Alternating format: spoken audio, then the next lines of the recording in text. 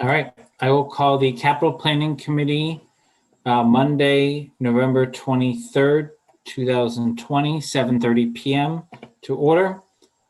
Pursuant to Governor Baker's March 12, 2020 order suspending certain provisions of the Open Meeting Law, General Law, Chapter 38, Section 18, and the Governor's March 15, 2020 order imposing strict limitation on the number of people that may gather in one place. This meeting, the Southborough Capital Planning Committee will be conducting via remote participation to the greatest extent possible. Specific information and the general guidelines for remote participation by members of the public and or parties with a right and or requirement to attend this meeting can be found on the Town of Southborough's website at www.southboroughtown.com. For this meeting, members of the public who wish to watch or participate in the meeting may do so in the following manner by finding the meeting at www.southboroughtown.com/remote meetings. No in-person attendance of members of the public will be permitted, but every effort will be made to ensure that the public can adequately access the proceedings in real time via technological means. In the event they were unable to do so, despite best efforts, we would post on Southborough's website an audio, video recording, transcript, or other comprehensive record of proceedings as soon as possible after the meeting. I will note that all members are present, and I will move right to approval of meeting minutes from November 9th, 2020. I have one edit, Jason. Go ahead, Lisa. On page 3, it says, Mr. Hark, I think we need to insert asked if the engineering study would include Finn.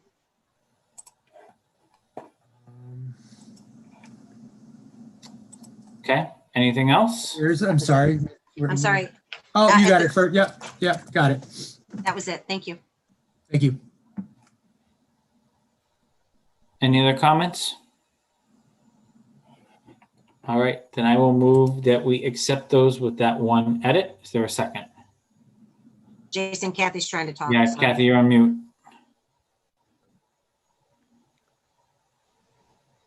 Okay, sorry. So I got a couple. Lisa, you remember that was Andrew Nutt, Jeff, off the top of your head? Okay, so go to, let's see. The page that starts with Mr. Malinowski, so I think it's page 2. Yeah. Right? Okay, so I'm going to suggest a different sentence. If you go down to under the school research subcommittee standing update, where you've got that underlined, and the next sentence underneath that. Yeah. Are you with me, Jeff? Yes. Okay, so I'd rather say this. NASDAQ has been engaged to project the student population at pre-K through 8 for the next 10 years, period. Wait, I've got a second sentence. pre-K through 8. NASDAQ has been engaged to project the student population at pre-K through 8 for the next 10 years. So the next sentence says projection expected no later than mid-January 2021.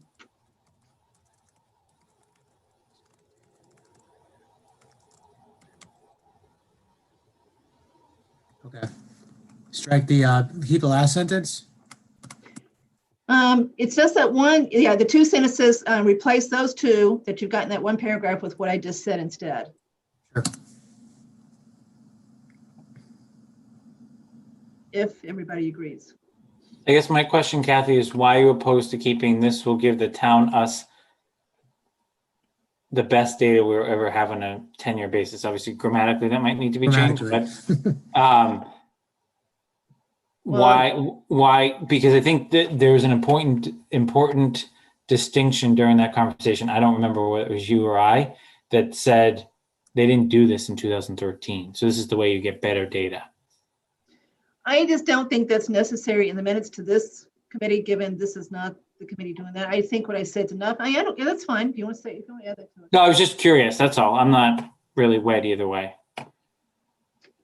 So I'm not wed either way either, but that second sentence did need some work on the grammar. All right. I So let's strike it. I think that there's grammatical error. all right. So unless anyone's opposed, let's go with Kathy's edits.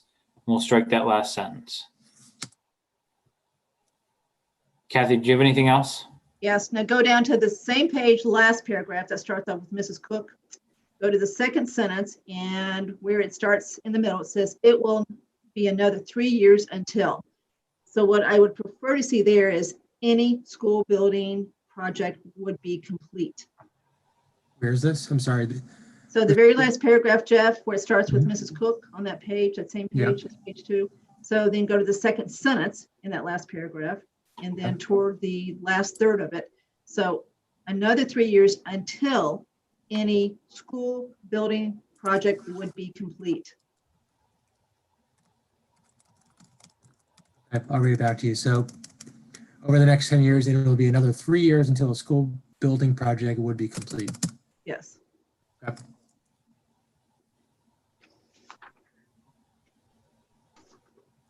Anything else, Kathy? Yeah, sorry. Now go back to, let's see, this is page 3, I believe. It starts off with Mr. Hart that we just changed to Mr. Pfaff. We didn't, I don't think we changed that. Okay, I thought that's what Lisa said. That's why I was saying, Lisa, you remembered who said that. No, she said it didn't have the word asked. Okay, I thought you said Pfaff. Okay, now that's what I put to the word asked wasn't there. And do we really want to call it an engineering study? I mean, all we're doing is asking an architect to walk through 2 buildings and give us a big picture of what he thinks about the building. So this is not an engineering study by any stretch of the imagination. Where I lost where you were, Kathy. First I I'm agree on it's that, not an still that engineering first sentence, study. it's that very first sentence, where Mr. Hart asked if the engineering study would include Finn. I'm just saying this is not an engineering study that we're doing for our $2,000. So I think that's what he asked. I asked that. Can the minutes And- now and- denote All right, that? fine. Okay, Yeah. if you use engineering, that's fine. Okay, But now I go think we down. clarified what it actually would do. Yeah. Okay, so let me keep going so we get through this. If you go to the next paragraph, Mr. Malinowski made a motion to authorize a context. So that's a capital C. That's the name of the firm. I know it probably Mhm. is obvious. Jason and I know it very well, probably Lisa, but you guys probably don't. So that's- Authorized context architecture is a, Yeah, well, it's an architect. So, okay, yeah, context. It's architecture. I don't know if architecture is after it. Is it, Jason? Mhm, it Okay, is. so just capitalize the C and the A. okay. Okay. Okay, and this is being picky. Go back to the paragraph above, the last sentence. The intent is not to move. So you need the word to in there. It's not to move another grade N instead of up. A grade in. Yeah, to move, add the word to between not and move, not to move another grade N, period. And I'm done.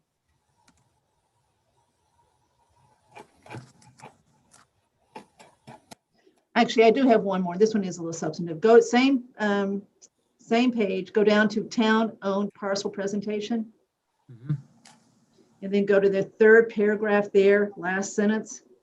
It says, this was originally part of the transfer to St. Mark's, but was, I would think you would want they're removed from final deal instead of option back to town. There was no option. They just took it out. So it was removed from final deal. Okay. Okay.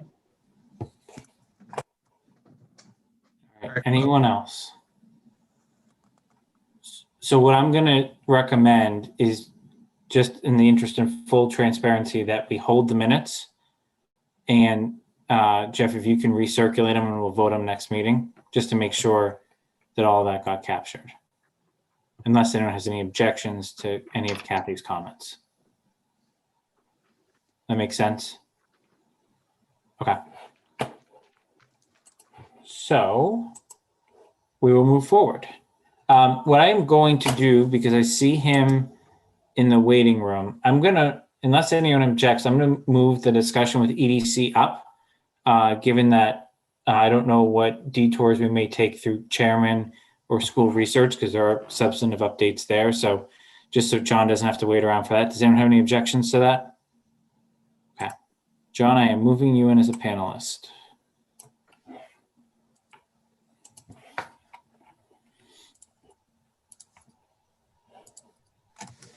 You there, John?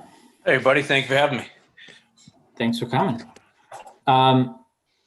So this was on our agenda last time, and I know we pushed it to this time due to Mr. Wood's schedule. He and I have talked on and off over the past month or so about, there's been obviously a ton of work around downtown. We're not talking about that tonight. But really what the needs are along Route 9 to further enhance development mainly from a commercial perspective, but obviously if there are residential, I think we should understand what the opportunities are there too. But as everyone knows, the town has, limited opportunities for growth, but given some of the vacancy rate that does exist on Route 9, coupled with it's anyone's guess what may happen after everyone emerges from the pandemic and what companies need in terms of space. My understanding is that there are infrastructure needs along Route 9 that may enhance the chances of companies choosing Southborough as a home, whether it be building their own facility or leasing existing space. And given that early on in our process, there was some very brief discussions around MassWorks grants, which are pretty sizable. And then there was actually a recent announcement about this round. Really starting the discussion with John about what they're looking to do from an EDC perspective along Route 9. And, I do have kind of a goal of trying to identify someone on the committee once, we talked to John briefly to try to figure out a liaison that could go off and work with EDC and come back, much like we have standing member updates and everything else on this, so that should grant opportunities present themselves, we're aware of them, but B, if there was a need for whatever reason to be seeking, town meeting authorization for anything, that we would understand that this is obviously a much longer term discussion than I think any of the discussions we've had to date. But I just wanted to at least tee it up, see what John had on his mind, but also, with the full intention of trying to find someone to liaise from this committee with EDC moving forward, specific to Route 9. So, John, that's kind of the opening. I don't know where you want to take it from here. I guess I'll start with prior to COVID really kicking in, Marika and I, she's the EDC coordinator, had been meeting with different developers and businesses and building owners on Route 9. Because right now, Southborough probably has about a 23% vacancy rate. Westborough's a little less than us because they have different incentives and different things like that to get in. And Framingham's less, obviously. I think they're around 18%. Post-COVID, they're expecting office building footprints, the companies that are in the buildings, to decrease between 40 and 60%. So you add that on top of a 23% vacancy rate, that makes me a little nervous. So I'm trying to figure out what we can do. So when we were talking to the different businesses, the business problems were it was a last mile issue. Mostly we're saying that a lot of the kids are doing a lot of the talent, the younger people coming out of college are doing the reverse commute from Boston. There was no last mile from our train station. So moving forward, there's a bunch of grants out there right now for last mile that I'm gonna be looking into to try to get. The EDC, we've been pretty successful lately with grants. So I'm hoping that's one thing for infrastructure, just for transportation. After talking to the different builders, like I always knew we had a septic issue along Route 9. I never realized that there was actually a water issue as well, to have adequate water to some of the buildings on what limited land we have left open there for building. So moving forward, I know that we were going to try to find different wastewater ideas, as well as adding water along Route 9 to find that out. There's grant money out there for that as well. So I don't have a whole lot of information for you as of yet. I'm just telling you where we're starting from. We've identified there's water septic problems and transportation problem. There's grant money out there. We're trying to get it. The other thing we're looking into, like there was just a big article on TIFs and Westboro and Marlboro. So I know EDC has never really taken a position or really talked about that, but that's going to be on an upcoming agenda. A TIF is a tax incentive funding. In case anybody out there didn't know, I'm sure you guys all did, but so we're going to look into that to see if that'll help. But again, I really think the next year is going to be interesting in the town of Southborough with businesses on Route 9. And I really think we need to try to fill these vacancies and maintain what we have. Right now, we got a couple $100,000 grant for micro enterprises to help out smaller businesses. So we've been, I think at last count, seven businesses got $10,000 each. We also got another grant for about $25,000 for this streets and public spaces that we were able to get tents, 20 by 40 tents for Ola and Tomaso's, as well as a 10 by 20 for New York Bagel. So that grant, we had to have everything in place by the beginning of December. So we're just wrapping that up. So now moving forward, that's going to be my main focus, is finding out more on Route 9 and what we can do for infrastructure and to try to get, the buildings we have filled. And if they're going to put anything in there, figure out what the constraints are for over there. I know Mr. Stivers had said something about a potential of they have smaller sewer lines now with different grinders in it. So I don't know about that, but I will follow up more on him. So, and he's been working with, I believe, the MWRA on that. Correct me if I'm wrong, Jason. So I'm gonna meet up with him and see where we can go. So I apologize for limited information, but that's all I really have right now. But does anybody have any questions on that? So John, on the MWRA piece, I know he's on a board, and Sam, you're welcome to chime in on, I think it's the MWRA board, but a lot of the conversations, at least for now, have been around firefighting water and around the Pine Hill area, not on Route 9. So obviously 2 different areas. And then my question would be for you, John, do you know in particular what area of Route 9 is where the potential deficiencies are based on the Yes. feedback you've gotten? Route 9 eastbound from 495 through almost to 85, I believe. Mostly, with that just after Deerfoot, with that empty piece of property is there. Other things, problems that they said there is some different zoning issues, but I'm not exactly sure what those are yet. So I don't want to really say anything about that.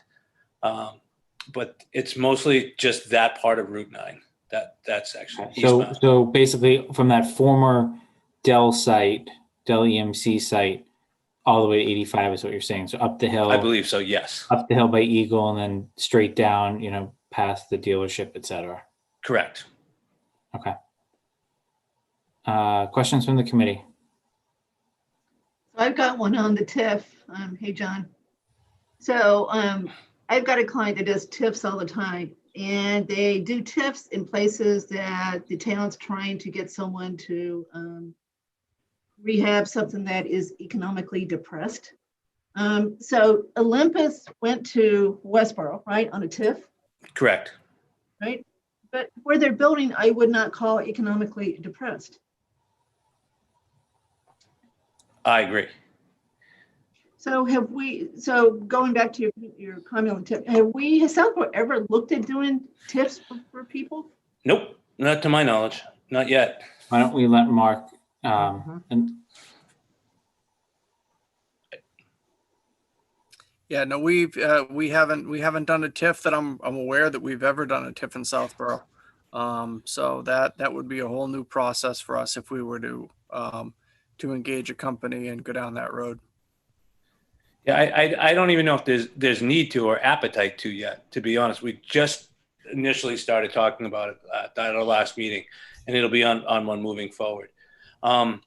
What's nice is Rob Anderson, who's on the EDC, that used to be part of his job before he's very specialized in TIFs. So I look forward to our next meeting, because he can really explain it a lot better than I can even think about trying to, and how it doesn't affect negatively the town at all. You don't lose any taxes, from the base. You just may not get, their personal property as much for the first few years. What I pulled up Northborough's as well. I mean, Westborough's as well as Marlborough's, their last one. Marlborough just got a big biotech company. I think they're bringing a few hundred jobs in with their last TIF. Marlborough has 9 active TIFs right now. The latest one they just did, I think, was 20-year a lease, and I think it's a couple 100,000 square feet, but I'm not exactly sure. So John, the TIFs I know about absolutely give real estate tax exemptions for a period of years. The state gives them money, but they get big time real estate tax exemptions. That's actually one of the biggest draws of the whole thing. Yeah, again, we're very preliminary on that one, but right now, mostly what I'm here for tonight was the wastewater as well as sewage and water on Route 9. But I'd love to have you come when we have that on our agenda, Kathy. And are you saying that of the 250K grant that you received, only 70 has been actually awarded? Yep. So Is it still open?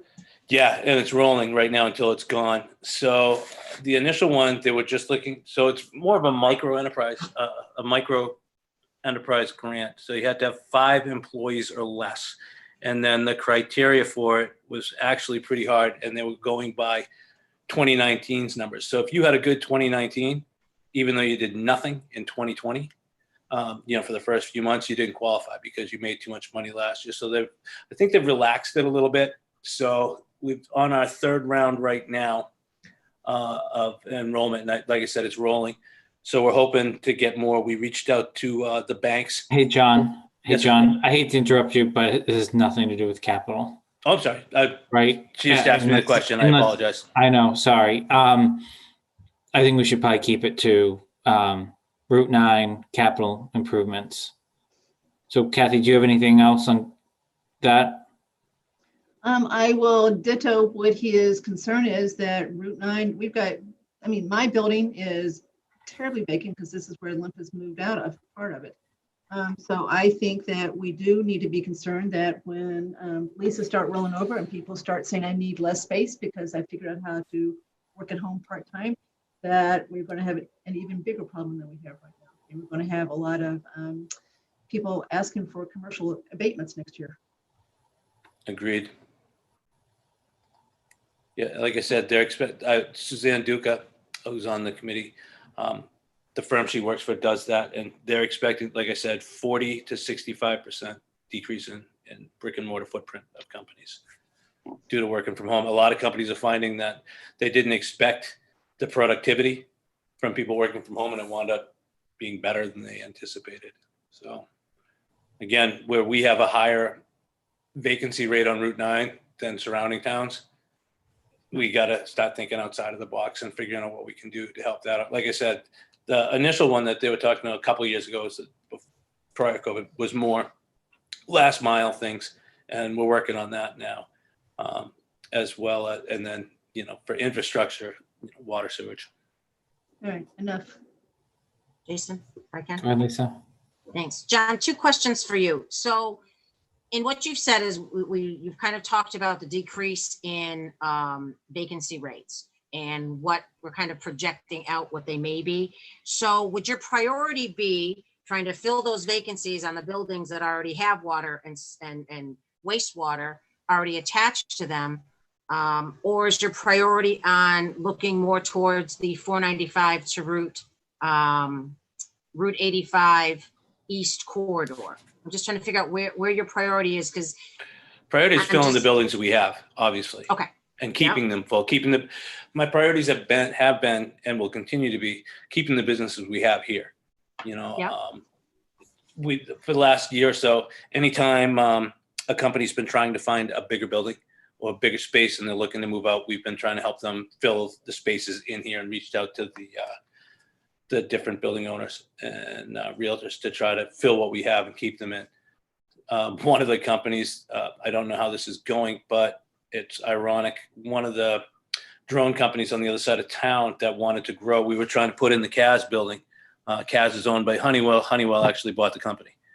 So I don't know if they're going to wind up there or not. It'd be nice if they did. But another thing, like getting back to the last month, 250 Worcester Road, Jason, which is the CAS building. There was a government bid that was looking for, I think, 30,000 square feet of space. And the reason that the CAS wasn't eligible for that is it needs to be within a mile of public transportation. We're a mile and a half. So it's like so close yet so far. So that's why we're trying to, like I said, there's a new grant out right now for last mile transportation that we're going to be looking into to try to see what we can get for some money to add like some MWRTA bus lines, even from there, just to local businesses on Route 9. Okay. And just secondly, John, so I think it's great what you're doing in trying to revitalize Route 9, if you will. So as far as is priority on a wastewater or water, I mean, do you have a timeline on when you'd like to have a proposal ready? I know you said you're still kind of at the investigative stage, but I mean, looking ahead, something that we might be able to look ahead to if there's a way for us to help you as well. I mean, realistically, are we looking at a year? Are we A looking year, at? at least a year. I'd guess a year. There's some grant money out there right now for wastewater feasibility studies as well. So that was what we were going to be looking into on Route 9 and see what even can be done or if anything is available for that or any type of things. So Okay, I'm guessing that's- probably a year. Okay, perfect. That's it. Thank you. Andrew, Joe, Jeff? I think you touched on it, John. The other piece is I think NECC and some of those buildings are tied into Framingham sewer. So I don't know if there's anything closer to that Framingham where we benefit anything like that or can do anything like that. But I always thought that was interesting. I know years ago we tried to tie into Framingham, but something happened and it didn't happen. It was voted down or something that the town didn't want to do it, or be either Framingham and or us. There's other buildings like this one, I believe it's in Boxborough or Westford. A lot of the buildings, unfortunately, it's cost prohibitive. They put wastewater treatment plants underneath of their buildings and they have their own ones that can handle it. There's no but public water supply on that one you're talking about. Yeah. So that seems to be the problem. Well, I think if you're referring to the one in Boxborough that was in the news last week, Yes. it's a 110,000 square foot facility. It's a 15-year TIF, and they're putting $150 million into the building. And has Wow. It already has its own dedicated wastewater treatment facility. But it's one of the firms that are doing virotherapy products. Which you always want in your town.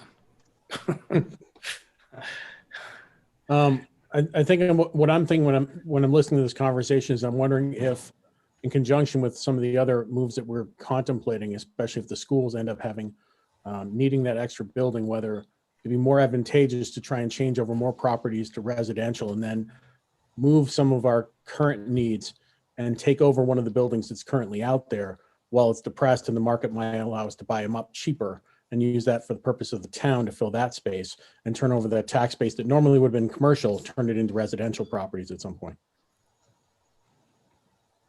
Since I'm on Shopsy on Housing Authority, I like that a lot. Okay. But John, the feedback you're getting is that part of the issues along Route 9, other than the economic conditions that I think were well stated, is that wastewater / water issue, right? There is Correct. water. It's just not enough for what the needs of a building of those size may be. Right. So, like, for instance, on the westbound side of Route 9 with the Andrea restaurant, the Volvo dealership, and that other building, they're all owned by the same people. So, with the wastewater issue as well as water issue, I don't know if you'd be able to get, somebody to buy up all that and do a development there, if it's going to be 3 small scale things like where the Andrea was, the Volvo dealership, and that little building in between. Where if you had the infrastructure of water and wastewater, who knows what could go there, maybe something better. So. Okay. So is there anyone here that wants to work with John in EDC and kind of be part of those conversations and report back to the committee? And obviously, John, if you have a representative from your side, that they can kind of work collaboratively together to bring back items to our joint committees without having to kind of bring both committees together all the time until there's something of substance to discuss.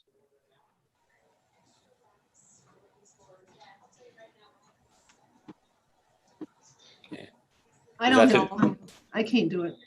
Yeah, my plate is full and I'm already liaising with EDC on something else, so.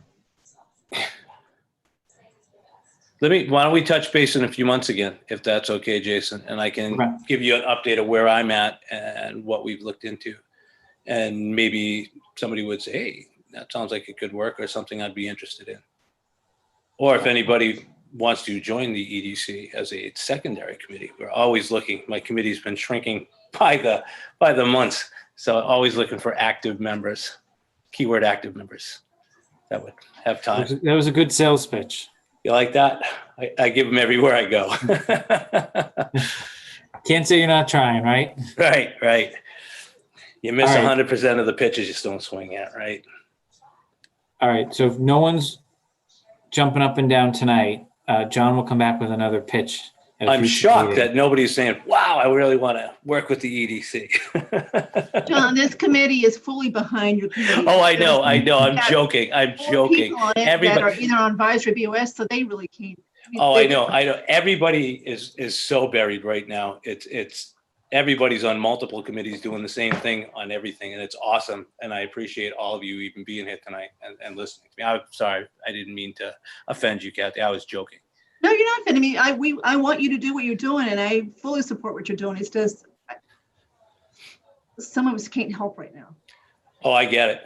I get it. I think everybody's bandwidth is just crazy right now. I can't even imagine these poor people. If any of you have young kids in school, I'm sorry. I'm so glad my kids are grown. I couldn't imagine trying to deal with working, parenting, being a teacher, and all that. So God love you. Jason's smiling. So we got You're some of welcome those on over the- here any Monday, Wednesday, or Friday. No, All I'm right. good. Thanks. Anyone have anything else for John? All right, John, we'll be in touch. Thanks for coming, and this is probably the start of many future discussions.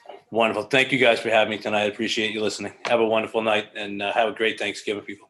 Thanks, Happy you too, John. Thanksgiving, John. Take care.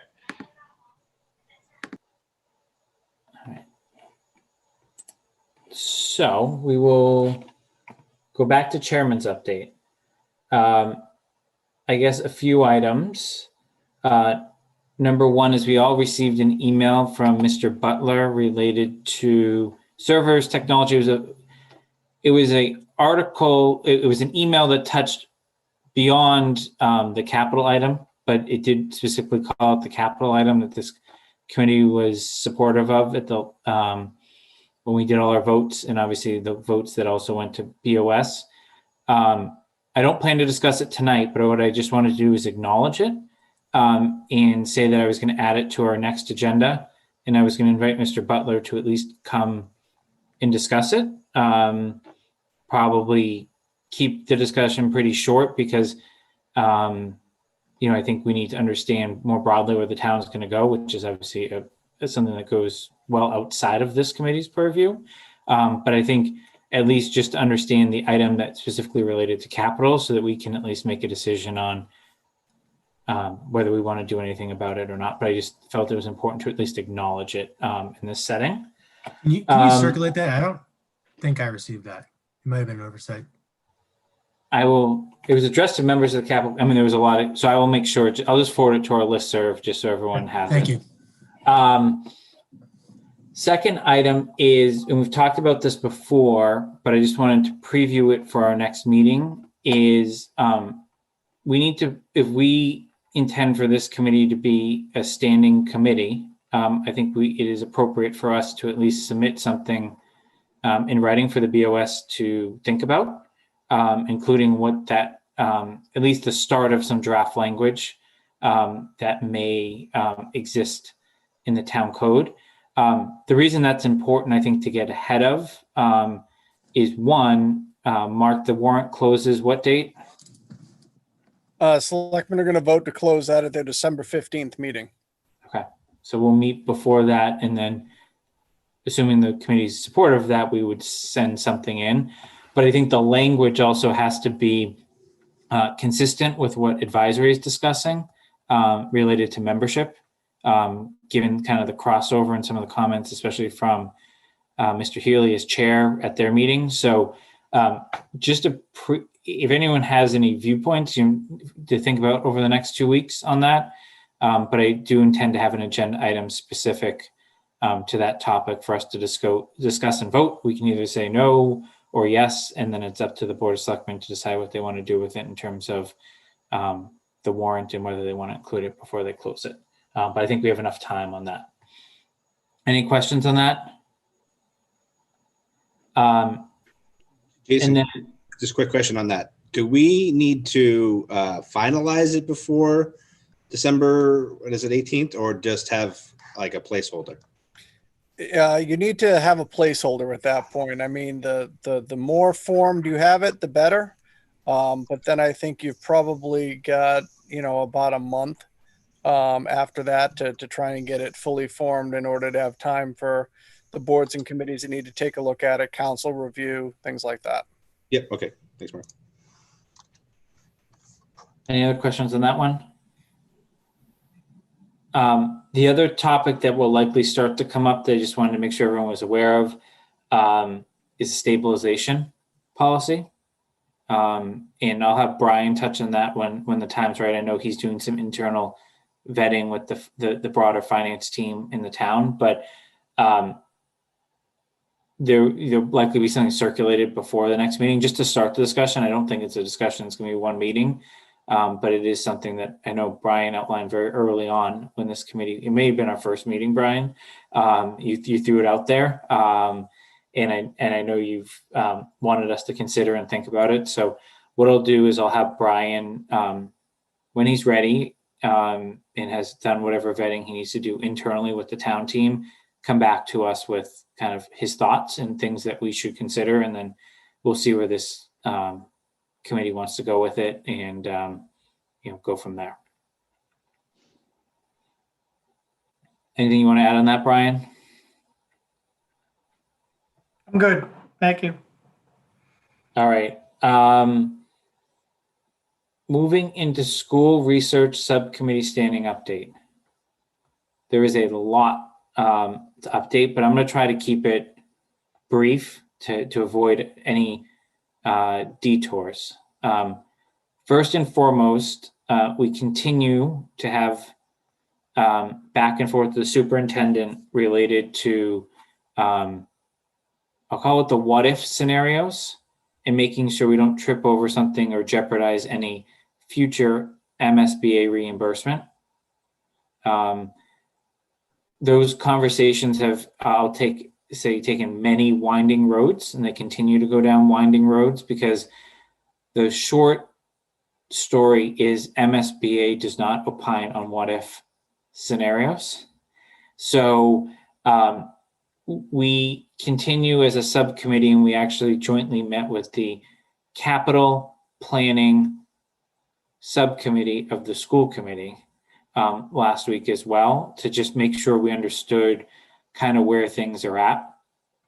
Where it is headed is the superintendent is meeting with an OPM that has worked on many school projects before to just get some ideas of like what other towns have faced this fact pattern so that we can understand what our potential options are. But the short answer is I think we need to let that process play out. And we also need to see where the enrollment data comes out, which remember is due by the second week of January before. I mean, Kathy and I could probably sit here all night and throw out all the various scenarios of the way this could play out. But I think what we're going to find is needing to kind of put some plan forward to MSBA and then seeing what they accept, what they don't, what's their reaction to it, what isn't their reaction. Coupled with that, the work that this committee authorized 2 weeks ago was completed at least preliminarily today. So Jeff Shaw from Context Architecture did walk through the Neary School, and he walked through the Woodward School. As part of the engagement, remember, he was going to write up one of the schools for potential repurposing, not both, right? Based on what he saw. And the chosen school is Woodward to write up as, what is viable to be repurposed for a town building. And once he has a chance to write that up, he'll, part of his scope is to appear at a committee meeting. I don't know if that'll be our next meeting or not, but he seemed pretty eager to kind of check that box and move on when I talked to him. But what I would say is I think it's really important to highlight why he's not writing anything up on NERI, because he hasn't written anything yet, to make sure that this committee doesn't want to change his course. The five-ish things I wrote down were the lack of code compliance. And even if you didn't trip ADA requirements, any town reuse of that building would likely contemplate a senior center. And when you actually look at the width of doors to get into certain bathrooms, you wouldn't even fit part of like a wheelchair, for example, or even maybe a walker through them. They're extremely, so we'd have to deal with extensive remodel of the interior just to make it functional. That's not even going to the ADA compliance, because it's a mainly brick building on the interior. So it's not like just cutting down a piece of wall like we may do in our house, for those that don't have a brick on the interior of our house. The other things he highlighted were the environmental concerns, given the age of the building. The systems in the building and the amount of capital that the school committee is already carrying on their, capital plan to actually use that building, continue to use that building as a school. And then just, I'll call it more of a flow. The way that the building is built and the way it would flow it's almost like wings of a building. So that was also raised as a reason why you wouldn't really consider repurposing the building. One of the things that Keith educated him on is Keith Lavoie, the director of operations for the school, is that you also don't, they don't cut into walls over there for the exact like in terms of the asbestos concern. So I think just hearing the potential environmental was really, what swayed him.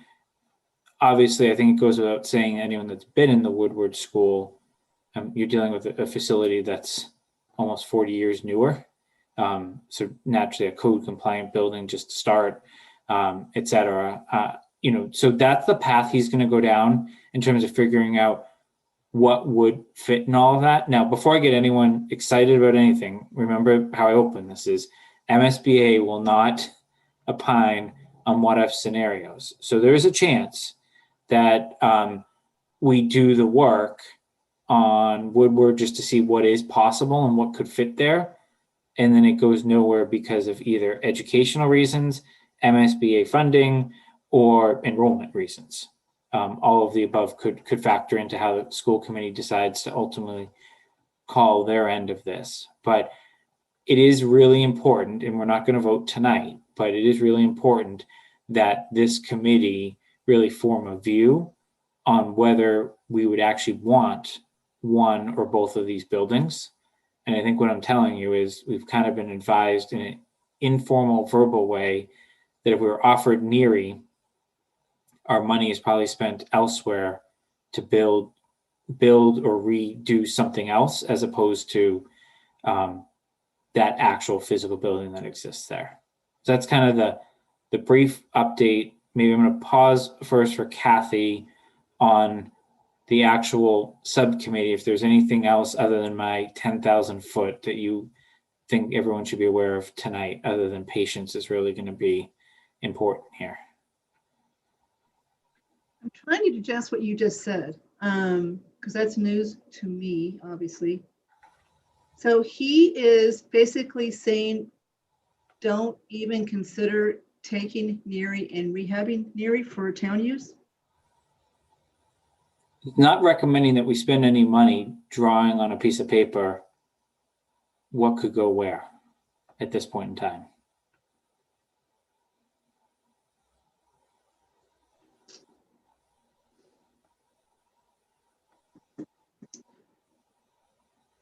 Okay. Do you have a different view? No. How could I have, I mean, he's the architect. I understand everything you said as far as the issues with Neary. But if we end up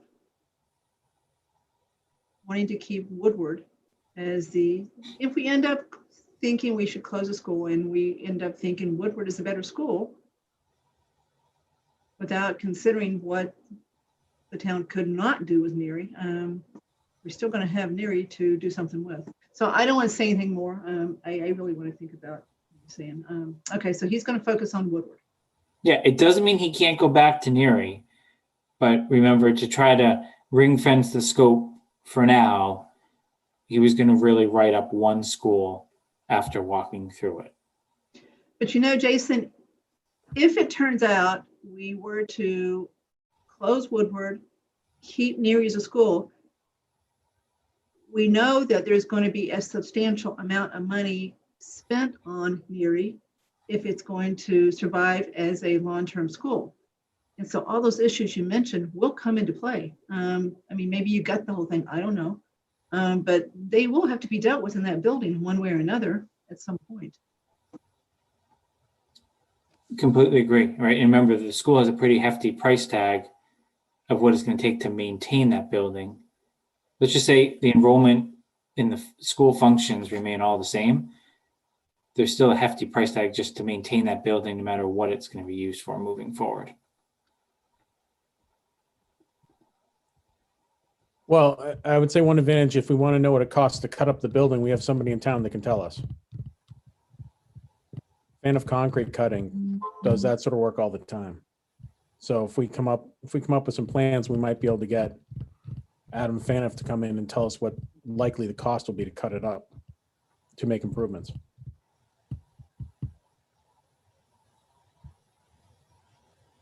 They're a long way from having a long-term plan for that school to keep it viable. Their plan right now is to basically limp along and do what they have to do, roof, parking lot, things like that. So they don't have a full-blown plan to rehab that school so that it really is a viable school for a long time. Can you squeeze everyone into Woodward for a couple of years and knock down Neary, build a new school there? That certainly is an alternative, but we need to get the enrollment data first. That's why. Right. I would even expand the size of Neary's footprint, and then when you knock it down, that gives you an easy answer on. Yeah, that's what I call one of the hypotheticals that we could sit here all night working through. Right. I was going to ask the same question as Jeff, so. Yeah. But you could put an extra grade at Fenn to accomplish that. Yeah. What we can say is, based on our work on the subcommittee, the superintendent is strongly considering, from an educational perspective, how to have pre-K to 2 in one school, in grades 3, 4, and 5 in another school. That has definitely been discussed at length. And he, at least, is of the opinion that 6, 7, and 8 should stay in Trotter without moving grade 5 there. Kathy has articulated the view of the last committee where there was a scenario where grade 5 could be moved to Trotter, but I think that was a numbers game, right, Kathy, not an educational item? I don't know. I don't remember, Jason, the discussion around that. I just know there was a lot of education people on that committee. And we've only got 2 on ours, right? We had probably 10 on that one, including some very experienced education people. And they seemed to think that was a viable alternative, was to put 5 up with Trotter. That's where the septic system came into it, was the issue. Remember too, the reason we're talking about MSBA is because the reimbursement for a project is pretty large. It's almost 40%. And so you would hate to have a project that we wouldn't get the reimbursement because of the way we did this. And there right now is a lack of clarity on whether closing a school would let us get the reimbursement for the work on the remaining school. we hope this firm in Marlboro is going to be able to maybe let us know that they've seen this before and they've got a better answer than we can get with the phone calls that have been made to MSBA.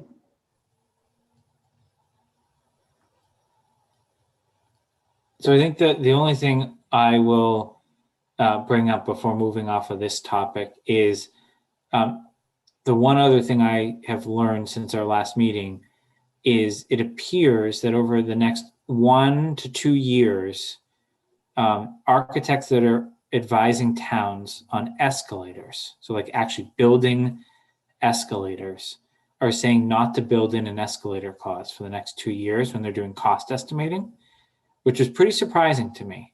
Because that was, as Mark, Kathy, and Lisa probably remember from the public safety bill, we were adding like $1 million every year that passed to total cost just based on pure escalation. That was a startling fact that, I mean, not to rush anything, right? And you would never be putting a shovel in the ground, but that at least tells you you're going to be kind of flat from a cost perspective the next couple of years while you work through some of these questions. But I guess it was an indication of where pricing may go. Now, obviously that can change in a minute, right? And no one anticipated COVID and no one knows what's next. But I thought that was an interesting fact that just as we look at not just the schools, but all things capital that we should be aware of.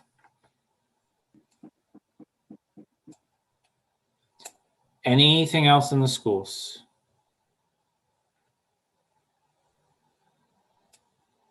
All right. Members report. Anyone have anything they want to share?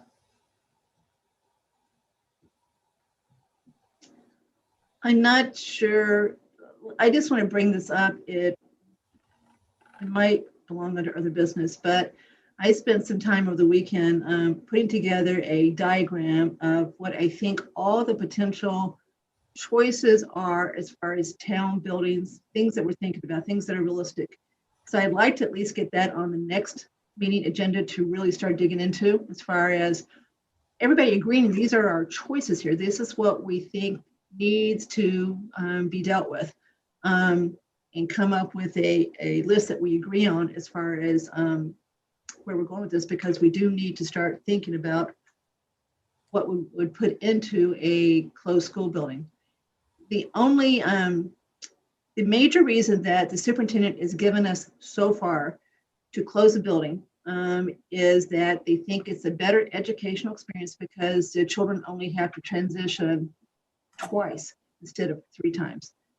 But I think the town's also got to have a reason to use the building. So it just kind of goes hand in hand. Okay, this is maybe one good education reason, but maybe not enough to close the building just for that.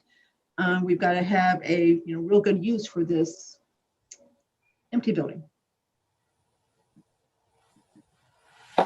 And at least the initial, so I think, yes, I will add that to the next agenda, Kathy. And I think it goes part and parcel with all of these conversations we're having about which departments could fit, et cetera. So I also want to know from Jeff when he's going to be done, right? Because that those conversations may inform your diagram as well. I should have mentioned this, and I'm surprised no one called me on it, is we talked about walking through the schools.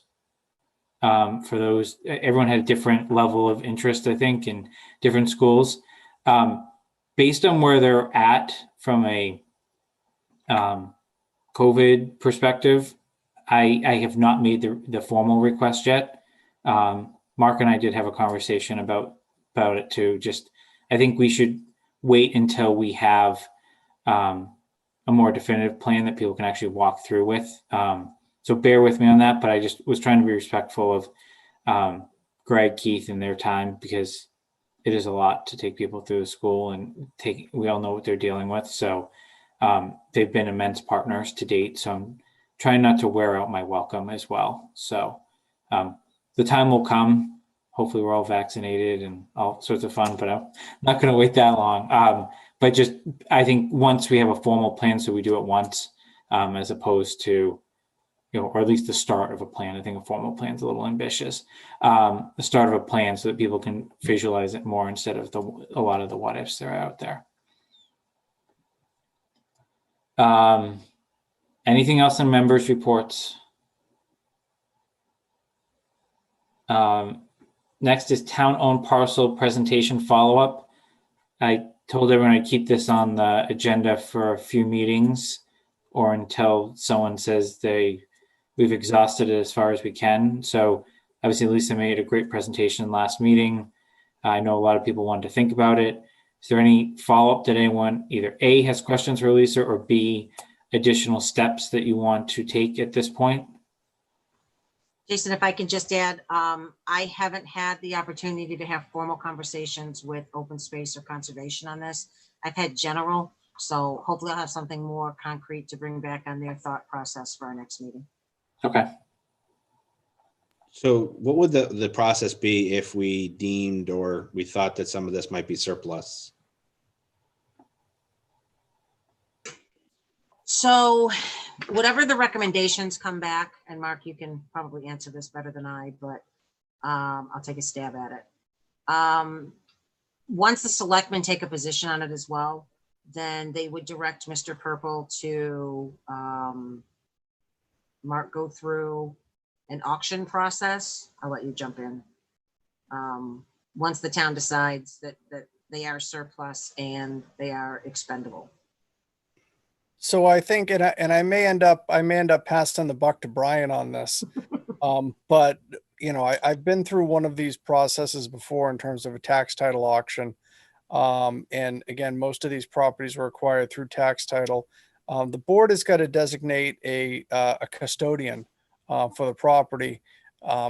It can be the town administrator. Oftentimes it is the treasurer collector.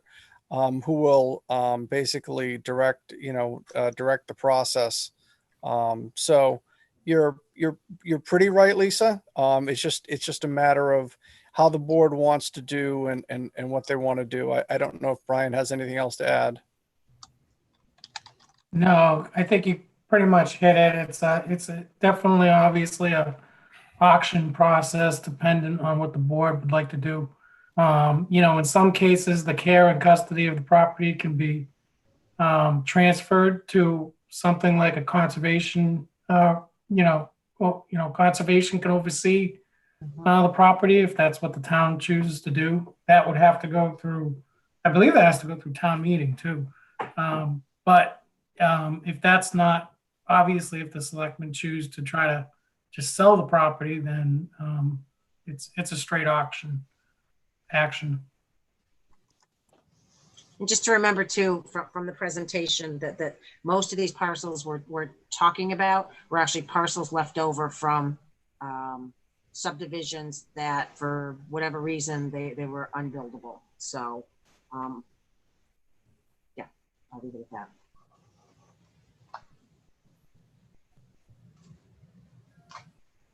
Anything else on this topic?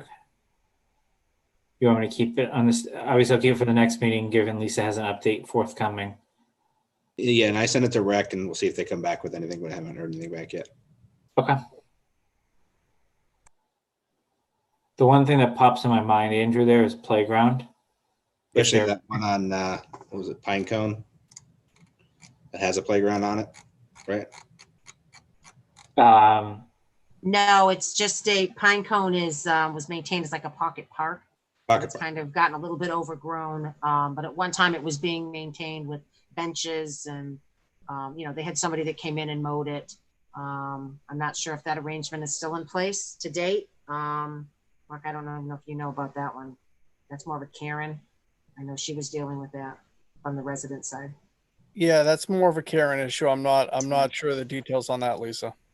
Yeah. Yeah. Anything else in that one? All right. Let's move to the capital planning policy. We discussed it at the last meeting.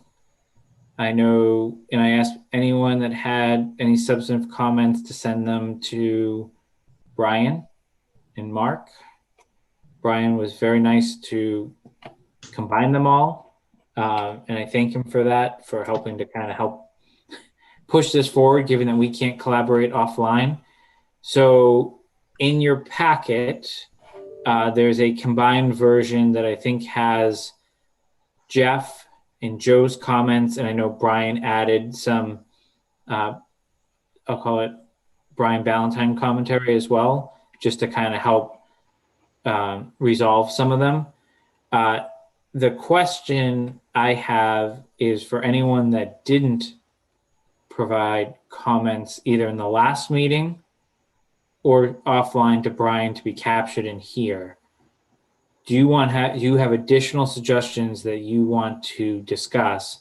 Because that's going to dictate how we go through the comments that are in front of us. So I see Lisa shaking her head no. Kathy? Kathy's just going to say, I still haven't looked at it. So I have no comments. So we're just going to have to keep going. I'm trying to get to it, but So you're not going to be in a position to vote tonight? I won't vote. No, I won't vote against it. I'll abstain. So I guess I'm just trying to make the best. So for the other members, once we go through Jeff and Joe's comments, are you going to be ready to vote or no? I might want another review of it. I think I had a comment last meeting that didn't make its way into it, so I just want to. Well, you can add it. We can start with that, Andrew. Okay. I guess what I'm trying to do here is you can always revise a policy, but I think we have talked about a lot of things over our 7-8 months together. And I think the quicker you formalize some of the things, the quicker you kind of lay the groundwork for where we want to go. And I don't want to vote on something that's not ready, but if the majority are ready, I would think you would want to advance it. And you could always tweak and bring it forward to the BOS as we discuss and see differently over time.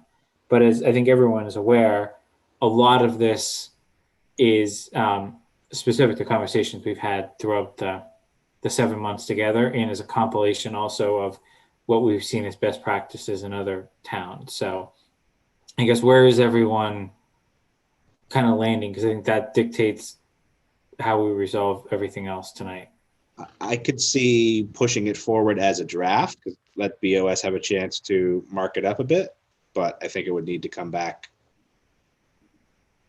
for a final from this committee, because I think they're going to have edits as well. So Lisa, BOS, it's their job to adopt this, correct? Yes. You can recommend they adopt. This is not town meeting. This is BOS, Yes. correct? Yeah.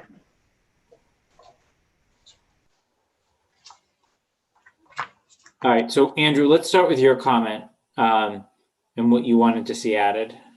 I think it was just I had mentioned the definition, where it was kind of ambiguous, and whether or not the $10,000 was spread over the life of the useful life of the asset. Is that $10,000 a year? Is that, you know what I mean? Like if you did a that. review for the committee to wait, I guess just remind everyone what you thought. 'Cause I think you used the tasers as your example in the last meeting. Exactly. So it would be a leased item. So maybe it's over 10 years. So it's $1,000 a year, and it's $10,000 total, but we're committing to $10,000. I'm not sure what the, legal, language would need to be to put that in there, but something along that lines of, over the life of it is over $10,000, or is that too particular, or the fiscal year one, the next fiscal year impact is $10,000 or something like that. I'm not sure what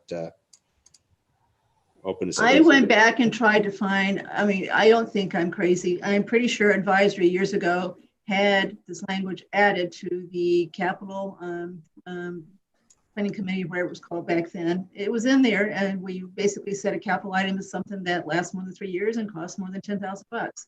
So I think you can leave it at cost.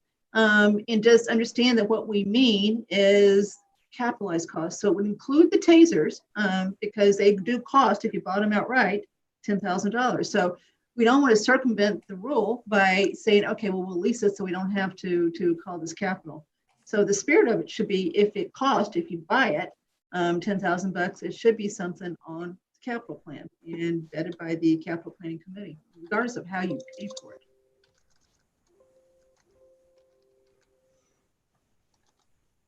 So Mark and Brian, I know the tasers were in the capital plan and then are now in the operating budget because it was more of a expense that had already been approved.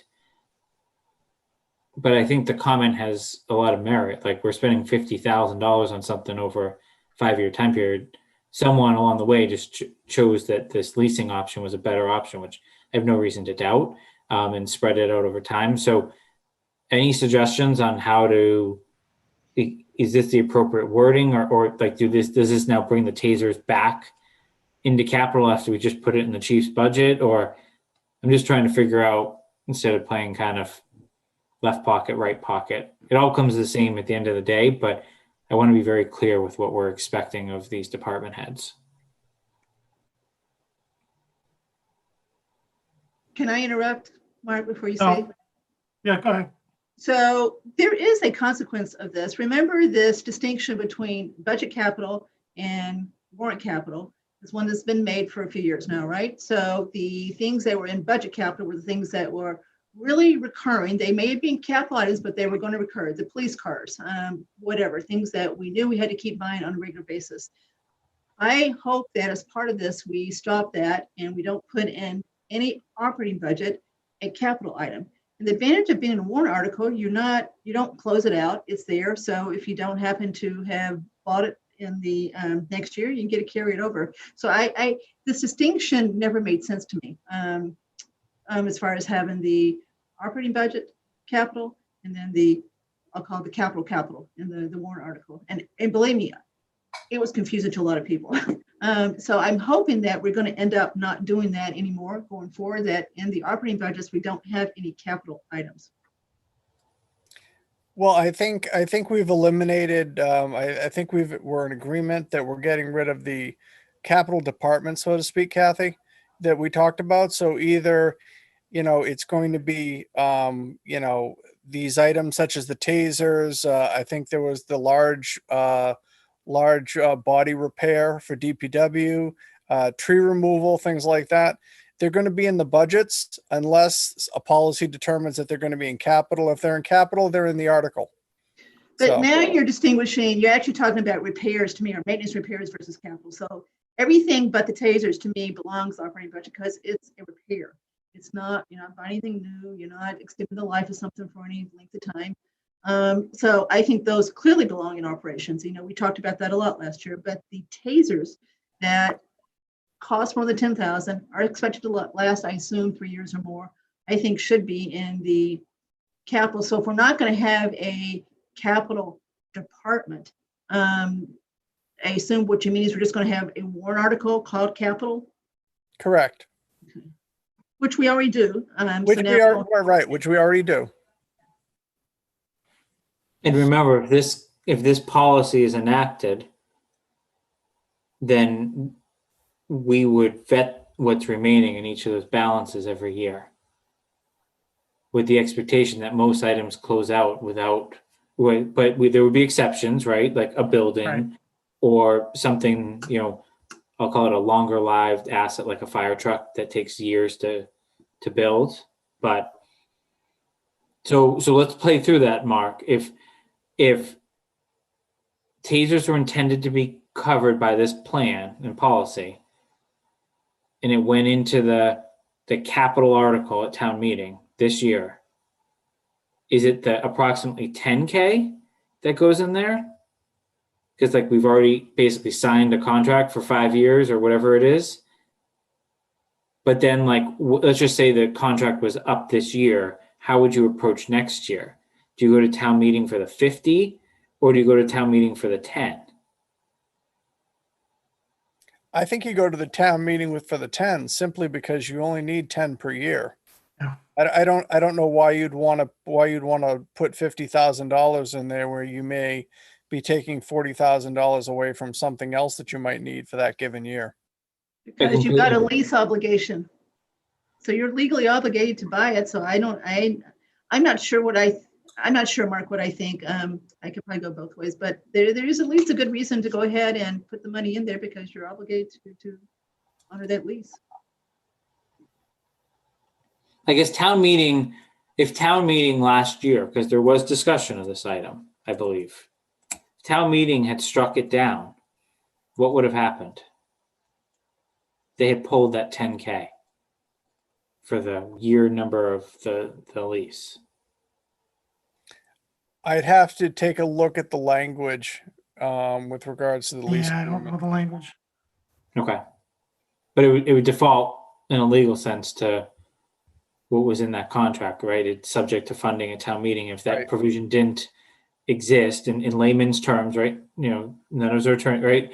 In layman's terms, right? If that language wasn't in there, then even if town meeting said no, the town legally may still have been liable for it.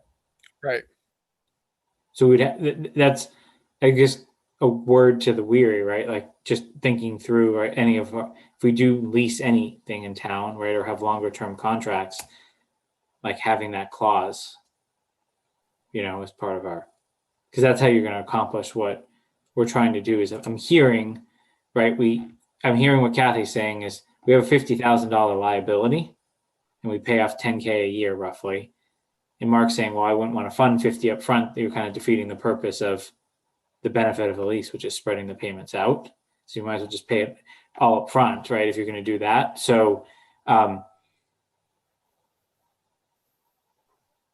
I think this is broad enough now as is that we could clearly bring the tasers in and continue this conversation. I think, Kathy, this also goes to advisory, right? Because obviously if it's not sitting in capital and capital hasn't vetted it, then advisory is going to vet it and BOS is going to vet it, obviously with dual hats on too. So what's the difference? We may not want to spend any more time, but what's the difference between a 5-year lease for tasers, other than the amount, and a 20-year debt obligation for a fire truck? We get the fire truck approved up front, but as far as the impact on taxes, we only show what we think what the debt service is for the next year.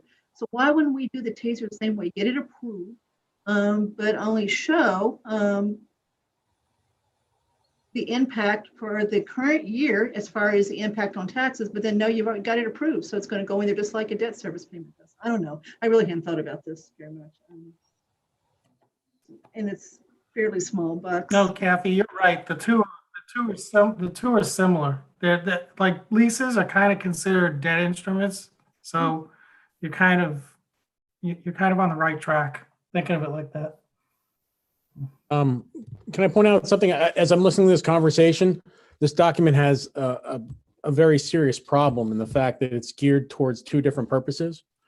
One is about the capital planning committee. And so if this is the capital planning committee policy, that's, we can move in that direction. But in terms of defining capital policy for the town, we're mixing, two different pounds here with different dogs. no, this is the town's capital planning policy. Let's be very clear. Because the purpose objective in the statement at the top of this document is to develop and maintain a 10-year capital plan. And this is by the capital planning committee, with the plan to be inclusive for town capital needs and requests from the Southborough schools. But that's really about our mission, not about the capital planning policy for the town, which would include far more scope, including when we were talking about financial instruments, would include the active cash budgeting or cash management in terms of investing capital before it's used and investments that it might make. I mean, I don't want to become Orange County back in the 80s, but are we also determining the financial policy by which other committees may be managing active cash capital and the way that we're managing different pieces too? And at the moment, as you read through this, I mean, there's also a section in page 2 under process, number 5 is each year in the fall, the committee shall meet to prioritize. So we're mixing sort of two different things here. We're mixing what the capital planning committee is going to be doing, as well as the capital policy issues for the town. And I think that those are two different documents. And we're sort of mixing them together in one piece and having them pass the whole thing, as opposed to what we should be having, which is our mission and goals and the things that we're doing and the financial policy for the town in terms of its capital policies. And, you know, some of those will overlap, but I look at that as two separate documents. I mean, I would agree, Joe. I mean, I think we shouldn't have anything having to do with financial instruments in here. That's a financial, you know, investing policy. This should be a capital improvement plan document. Well, at the same time, like when we were talking about it, like a prepaid lease could be considered a financial instrument, which was the reason but that's where I was really going when I was talking about it. Well, But we're still more concerned with the actual thing we're leasing than how we're paying for it. So Joe, when you mentioned this last time and talked about annuities, I tried to get, well, we're talking about tangible property here. We're not talking about intangible. So we certainly aren't sitting here setting the financial. And I appreciate exactly what you're saying, which is why I'm saying I think that this is a mix of two documents that really should be two separate documents. We should have one for the capital committee that defines our mission and our capital policy as the way we're going to deal with and what issues we're going to deal with. We have no ability to set policy as a committee. And then have a capital policy for the town that the BOS sets. And so we have our set of guidelines of what we're dealing with, and the town has its policy as to how it's going to deal with things on the whole. Does that make sense? I think the purpose, Joe, is the oversight that we're providing as a committee for this particular capital policy that the town has as an organization. So. No, I appreciate what everybody's talking about in technicalities, but I'm saying that this document is a mix right now of two different things, because it does have some other things that would be considered more in the purview of the town than it does of the committee. I mean, why we don't necessarily need monetary amounts for the committee if we're going to review only specific types of capital issues. Whereas for the town, I mean, there's some things in here that have to do with things that really aren't necessarily specific things thrown in here and there that really aren't in our purview much at all. Like results in lower energy consumption. That's really more of a budgetary issue in some cases. That would be turn up in operational budgets. but that's under consideration Yeah, but for prioritizing a capital plan. but those are likely to come in from other areas, not us. If we're actively reviewing budgets, then we're also doing oversight of operations. So Joe, let me, I don't want us to I hear the point, but for example, you go to build a new building. We just dealt with this in the public safety building. Anyone who's at town meeting. And I understand, I understand where you're coming from, and you're saying it's under the purview of us reviewing new projects. But I mean, isn't it also in our purview, if in that particular regard, to review things and recommend new projects, right? So how would we know that we could be bringing down those power costs? Well, then we'd be actively looking at these buildings and saying, well, we're not necessarily looking at it in terms of a capital investment. When we're looking to make capital investments, and therefore we're actively monitoring what's going on in budgets and operations to look for ways in which to improve things, right?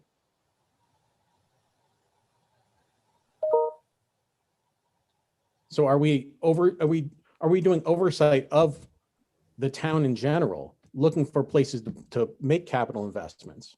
So we're doing active management of, right? As opposed to only sitting back and waiting for things to be recommended to us and then analyzing that. I think what you're talking about is our charge of the committee versus a capital planning policy. Right. And what I'm getting at is when you look at the two things, the charge of our committee is not the same as the capital planning policy for the town. Which is fine. I do. And I'm just saying this document crosses into different areas. I think you could split this up into two things and have one for us and one for the town, and be a little bit more specific as to what's us and what's the town, because I think there's a mix in here. This is just the town. This isn't for us. This is for the town and committee. It is specifically for us. The purpose objective is to develop and maintain a 10-year capital plan for the town of Southborough to be overseen by the capital planning committee. Yes, the capital improvement plan is something almost all towns do and the town of Southborough has done historically. But if we, What this is saying is that it'll be overseen by this committee. But if this committee doesn't exist, it would be overseen by the selectmen or advisory or whoever. Or the finance team like it was. Forever. here, I'll let it go. I see the rest of the committee is content with the way it's written, and that's fine. And Joe, we appreciate this discussion. I'm just having a little trouble truly thinking through this. So it's not that we don't appreciate you bringing this up. No, it's okay. It's okay, Kathy. I'm not, it's fine. I'm just saying. See, that's the problem I I just have. kept, I don't Nobody want else this has to a be so problem with it. broad that we think we do, we do more than we can do as far as the committee goes, which of course we got to be careful of, right? We can only do so much. And when you start talking about annuities, it didn't make sense to me, but it does now. I mean, I really now know where you're coming from. So that's why I keep throwing in the word tangible capital is what this policy is directed toward and what our committee is focused on. You got to be able to All touch right. it. So Lisa, I'm not to pick on you, but I know you are very big on process. Do you believe, I think if I'm following what Joe's saying is, it's obviously written as intended to be written as a policy document, but we then walk through essentially the process, right? And I'm candidly the author, right? And worked with Brian, but the piece I added that is not in a lot of other towns' policies is this process section, right? It basically, let's just say you have a new department head, tomorrow, right? It basically is saying, Mr. or Mrs. Department Head, this is what you can expect if you have capital going forward. So do you view that being in the policy? It's really the only one that actually has a final vote on this. Or do you view that as like an appendix to say this is the intended process that we plan to follow? I think the value is having it within the document. That's, again, that's speaking for me, myself. Again, you want a policy that is easy and plain to follow for anyone, any department head. And I think start putting things in appendixes and whatnot, it loses the continuity of what the document is trying to do. Does that make sense? Okay. So I think it needs to be there. Okay. And again, being a process, again, I know I'm crazy about process, but I think a process should make it easiest for someone that follows us down the road to know why we did the things we did. And I think this spells out the reasoning behind it. So.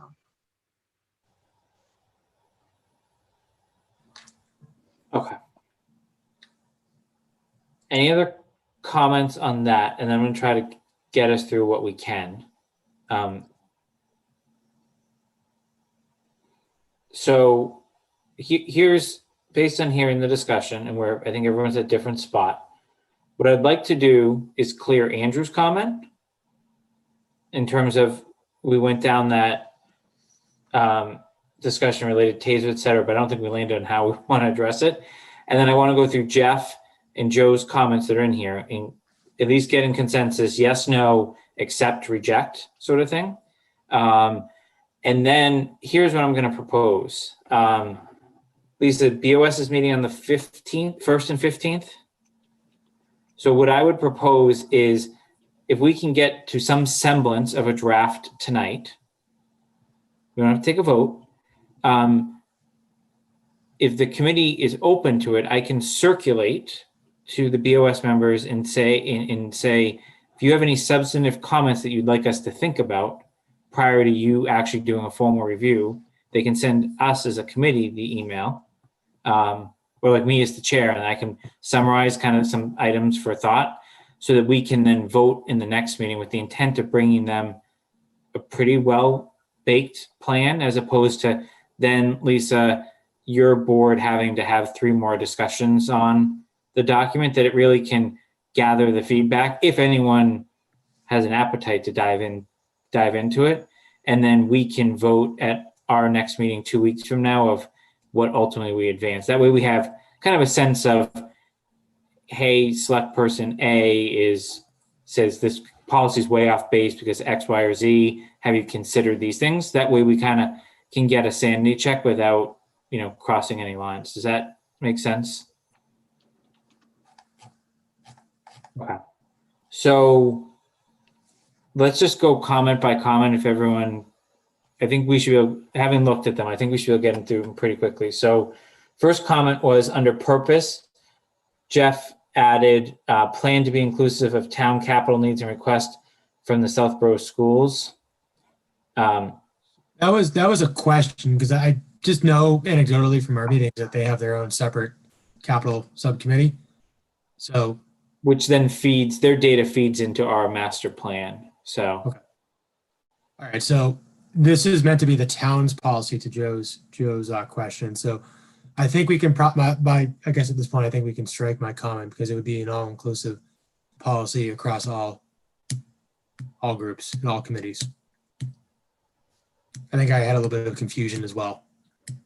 okay. So I will reject that unless someone states otherwise. All right. Definition. The addition of the word financial instrument. I know we had a lot of discussion of this last time. This was Joe's comment. Thoughts?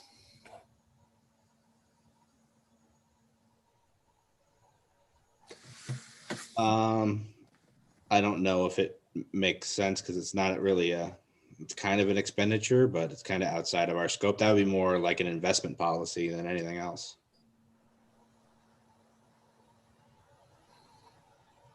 Could we add it later if we ever come across that? Kind of to your point from last meeting, Jason, we can always amend. If this is a townwide policy, you need to include it. If it's for the capital planning committee, then, strip it out, because that doesn't seem the mission that people want to go on. And that's fine. I have no problem with that. And in fact, I would almost label this the capital planning committee policy. Because otherwise, the town, when it's doing its capital, has to have the financial instrument. Because the town itself will be doing capital instruments.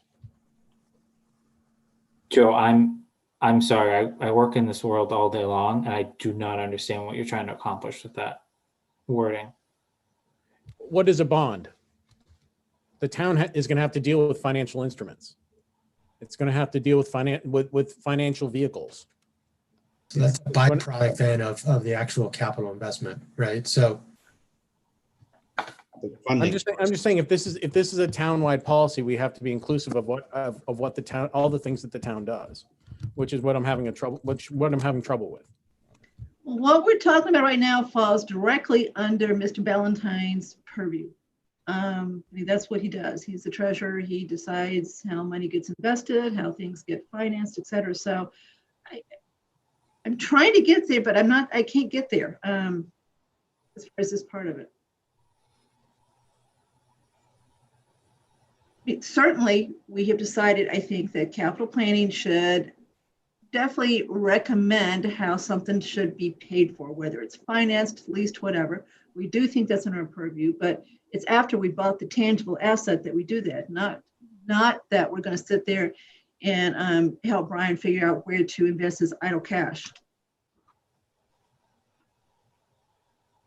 But as a town policy, they would have to have guidelines for him to invest that cash. And they do. They do. Investing That's policy. that's a separate policy though. And that's what I'm getting. That's what I'm trying to get at. Is that there are other capital policies in the town, right? So I think there's other financial policies in the town. This is the only policy that deals with capital. Brian? I see him nodding his head yes. we need But to add expenditure then, just to clarify. No, that's good. I was on mute. That's correct. There's a specific investment policy as part of the other policies. And I may just have my accountant's tunnel vision hat on here. So to me, this is not, the financial instruments is not capital. I'm going assets, liabilities, capital on the right side, assets on the left. So I just can't get there with calling the financial instruments capital. No, like I just said, it's we're looking at CapEx. It's not an Okay, investment. that helps, Jeff. Yep. So I don't know if we want to clarify in the definitions. A capital item is a tangible asset or project. Hold on, I'm thinking. How about I put in parentheses, i.e. capital expenditure. Does that do the trick? I would just strip out the financial instrument.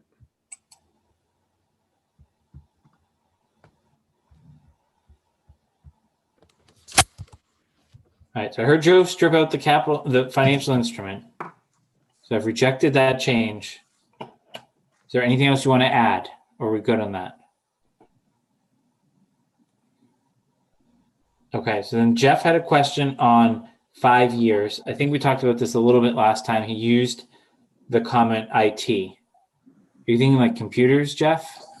Something that we capitalize, and again, I don't know what the list looks like, but are there certain assets that we've capitalized in the past that have less than a 5 year useful life? Or like I brought up the example of technology, which may not have a useful life that would reach that point, but is certainly expensive and over the $10,000 threshold. And it certainly should be reviewed. So we need to get it in there in some way. Jason, I did just send you one that had some language in it that I liked. I don't know if you want to put it up on the screen or we could talk about it later. Was it in my email? Oh yeah, sorry, I didn't realize you didn't have it up on there. I got. I could just read it if people want. A capital item must meet one of the following criteria. It is a new construction, expansion, renovation, or replacement project for an existing asset or asset that has a total cost of at least $10,000 over the life of a project. Project costs can include, but are limited to, the cost of land, but not limited to, the cost of land, software development, engineering, architectural planning, and contract services needed to complete the project. It is a purchase of major equipment, assets costing $50,000 or more with a useful life of at least 10 years. It is a major maintenance or rehab project for an existing asset with a cost of $10,000 or more and an economic life of at least 10 years. I mean, we could tweak the numbers and the years, but I thought that was a relatively concise definition. Thoughts? I like it, but I think that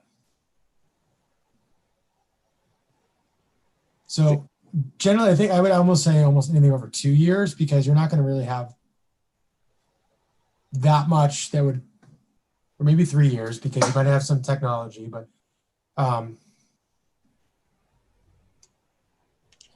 This has the $10,000 for an asset over the life of the project, whether that's a year, 2 years, 5 years. But you could have something that's only a 1 year period that costs 10,000. It's just going to flow through Correct. operations at some point, right? Yep, but that would be included in that first bullet. There's no time period on the first bullet, just over the life. And then the next one's a purchase over 50 for 10 years, and then a major maintenance or rehab project Okay, for an existing asset of 10,000. I see what you're saying. So no matter what we do tonight, vote on this, not, I definitely want to think about, I mean, this is important. It's one of these things, I know a capital asset when I see it, so let's just try to figure out how to define it. So this to me is really important. So I do want to think about this a little bit. So let's do this on the definition. Andrew, we've talked about it in a public meeting, so just circulate that language verbatim to the committee. Yep, I will. I will add my 2 cents for people to consider as they think about this, that one offline.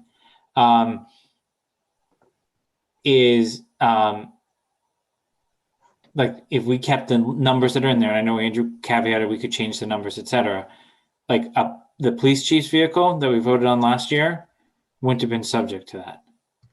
And so that's where the 3 comes in. Because it's Well, under, it's also it's the under cost. 50,000, right? It was under 50, Yeah. yeah. But it would be, yeah.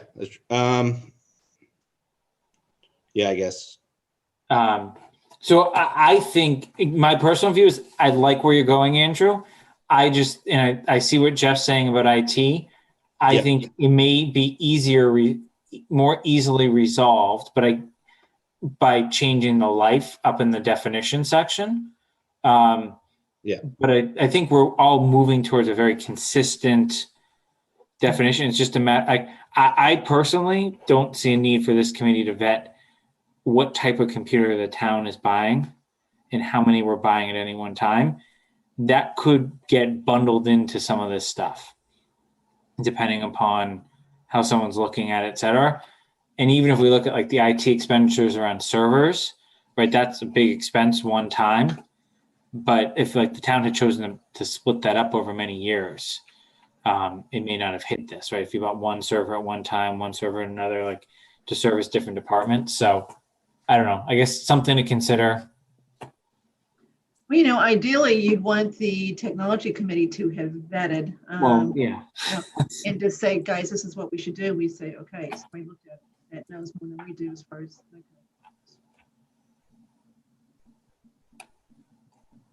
Okay. So does everyone want to go through the rest of the edits that Jeff and Joe had on definition, or you want to think about what Andrew's circulating and come back next meeting and vote on definition?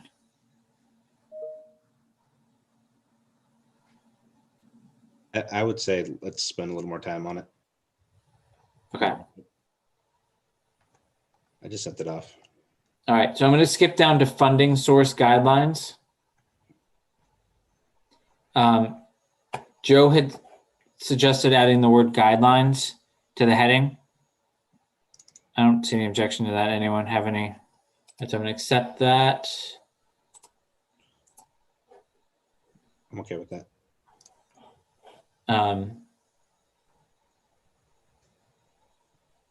Joe had suggested that we worded this first section. I didn't have any objections to that. Anyone have any thoughts?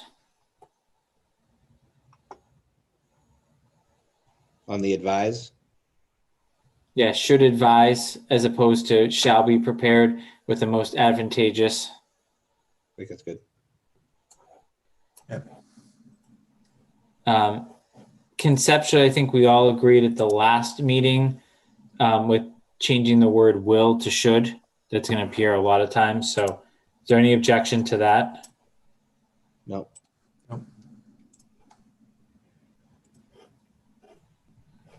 So now I'm down to number 5, short-term debt. And then in parentheses, Joe, you added debt not bonded with terms up to 5 years. I'm not sure what you meant by that.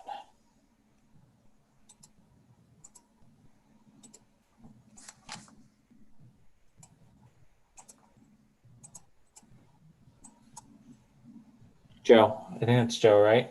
I'm listening to you. I'm trying to find the specific line. Oh, right there. Reevaluate. Number 5 under funding source guidelines. Oh, I went down too far. So you may not have, did I put the 5 years or did you put the 5 years? I'm just trying to remember. I think he, It says JP suggested definition if I'm following the line properly. Yeah, he wanted some type of definition for short-term debt, I think, if I understood Joe right. That was. Yeah, I think that's where I was going. Because I mean, most of our debt is, it depends on what short-term debt is, but we were talking about elongating the terms of our debt, moving forward on some items as well. So what actually qualifies, I don't know. I was probably also not necessarily comfortable with putting the amount on there either. Because I just feel moving forward, I don't want to limit the committee in scope or consideration of what they want to do. I don't think it makes a difference whether it's short or long-term either. So short-term debt, I just took Joe's request for a definition because there is actually kind of a legal term for short-term debt that since you can do a note that's not a permanent note up to 5 years legally, and you can pay it down over those 5 years. So that's kind of what I thought where he was going. I didn't comment on the amount though. So I don't think this limit, am I reading this correctly? I don't think short-term debt or an appropriation may be used to fully finance purchases with useful lifespans of less than 10 years and cost less than 350. To me, that's saying you can pretty much do whatever you think is in the best interest of the town, as long as it has less than a 10-year life and a cost less than 350,000. Right? You can, 1 year you could appropriate it. Yeah, I think the next year purpose. you could borrow it. If you had the same project in 2 different years, Right. depending on. It's just, I where think the- it's a flexibility thing. I mean, I think from my perspective, I just don't think I don't think that specific amounts or terms of years are necessary at all. So Our purview is basically all capital purchases, pretty much. So I don't know why we need to necessarily define an amount or a term. I think that's where I'm going. I'm going to defer to Brian on that one, at least with Whatever the my. committee wants to do. That's just my personal perspective. I think it's setting arbitrary numbers and years out there that we don't need. Short or long term doesn't make a difference. yeah, so I don't think you either need that bullet that number, or you could end it after purchases and get rid of the 10 years and less than 350,000. Either or. I mean, it might be, for clarity purposes, it may be better to just delete the bullet, and you can still do it anyway. So, Does anyone have any objections to that's my deleting it? opinion. All right, so we're going to delete number 5 in its entirety.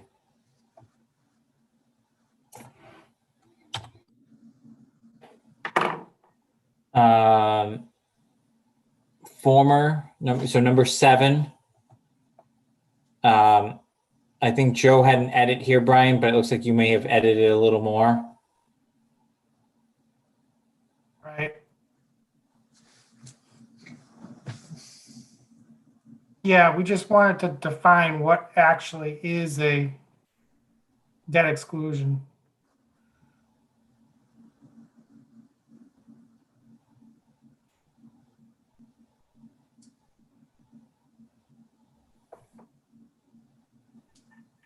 Don't have any objections to that. That seems pretty factual to me. But Brian, not all debt service is excluded, right? We have to vote on it in town meeting. Correct. And at the polls. Correct. So I'm just seeing, if I read this, it says debt services outside the normal tax levy, I guess once approved at the polls, or, just because we approve a purchase of something that you're bonding, that'll create, debt service at town meeting, but that'll be in the tax levy.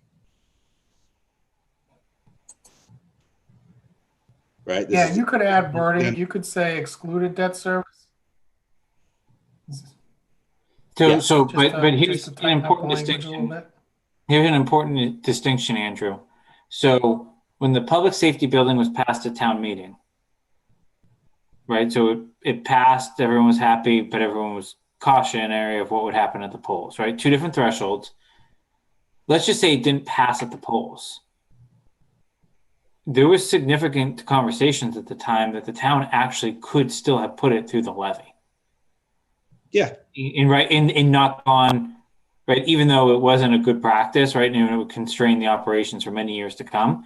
So I think the reason I bring that up is because I think you have a valid point for those members that maybe weren't following that or other projects as closely. Is the way I read this is it's essentially assuming you're going to do both. And it takes away the optionality that if the powers that be at that time had decided, if it had failed on a ballot initiative, but they had the levy capacity, they still could have floated it through. Probably not wise, but Yeah. it could have happened. I think this is fine because it says should to do both. We don't have to. But I just think that the last part should just change from debt service to exempted debt service. Okay, but to be clear, as far as what Jason said, that is not exactly correct. Yes, we could always put debt inside the cap instead of outside the cap, which is what we normally do for big stuff. But if we'd gone to town meeting, which precedes the ballot, and had approved it outside the cap, and then it had gotten voted down, it wouldn't have passed. We'd have to wait till the next year and do it again. So how was what I said incorrect? Because it sounded like well, maybe you didn't say it, but it sounded like you thought that if the ballot had not worked, then we could have gone back right away and said, okay, well, we won't we'll do it inside the cap. Well, we've been too late at that point. So we'd have to wait a year to do it. And maybe you meant that. Okay. So we're going to put exempted debt service. I think that's perfect.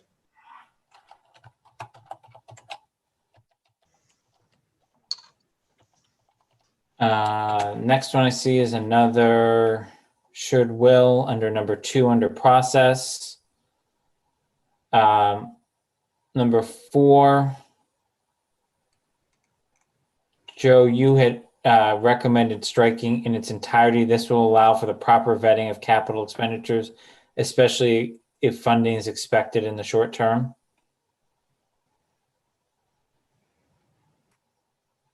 Number 4 under process, you're saying? Yes. Because number 4 in the process, I have is department heads are expecting. Yeah, but sorry. Yeah, you're right. But then it looks like you struck that entire second sentence. Oh, well, he struck it down. So it's department heads are expected to raise capital items as they arise and not wait for the formal fiscal review process, formal fiscal year review. That's what it is now, correct? I'm looking at the with edits version. Oh, okay. You I'm obviously looking at the version that was sent out after. There's 2 versions in the email. There's one with edit. I'm looking at the finished, obviously the edited version. You proposed deleting a sentence and Brian just deleted it. Yeah, he did. Well, I don't think I think the sentence speaks for itself. Department heads are expected to raise capital items as they arise and not wait for the formal fiscal year review. I don't know that anything needs to be added to that. Thoughts from others?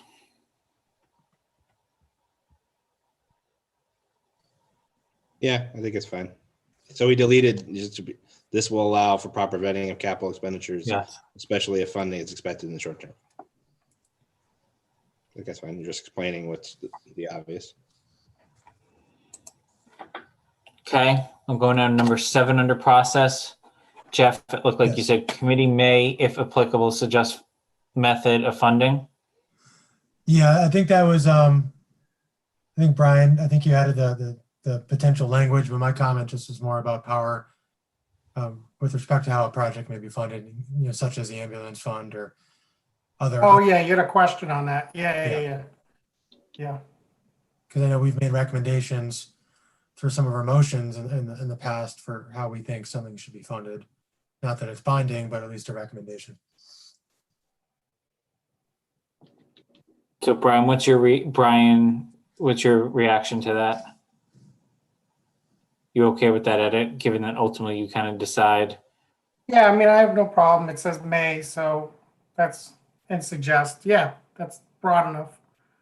But to be clear, right, if it's being funded by the ambulance fund, we actually have to tell town meeting that. You can't arbitrarily make that decision, right? Correct. Correct. Okay, so I'm gonna accept that unless anyone has any thoughts. Number 9 was some typo cleanup. I'm gonna skip that and go down to prioritization. So Joe, you added of capital items. I think that's fine. Unless anyone.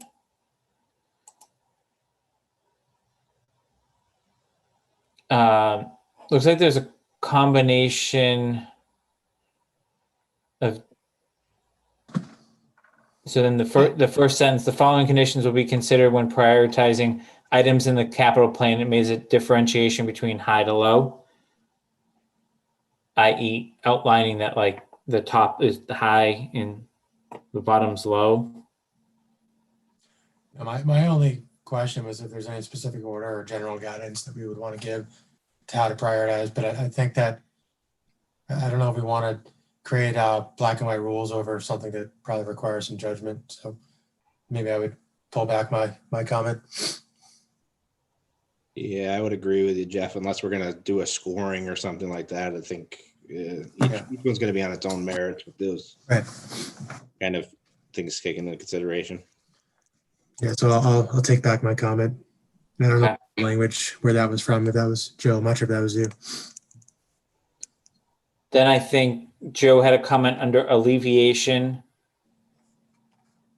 of overtaxed, overburdened. He changed it to overtaxed or burdened situation.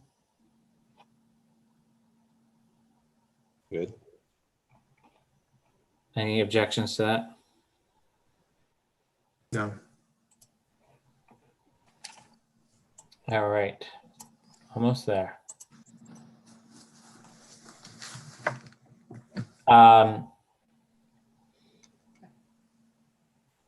Joe, it looks like you struck in its entirety the words governments are continually faced with extensive capital needs and limited financial resources. Therefore, prioritizing capital requests is a critical step in the capital plan preparation process.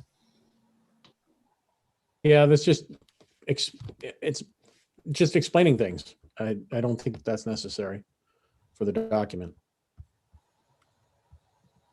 I mean, it's not an action statement in any form. I mean, you're explaining to the reader things that.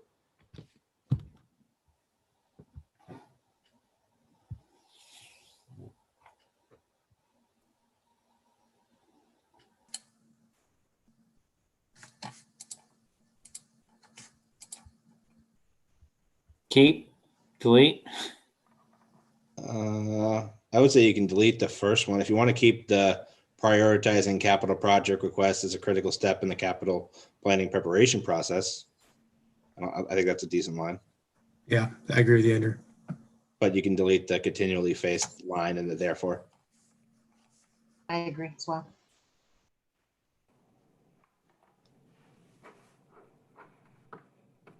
So just to, I'll reread what I have then.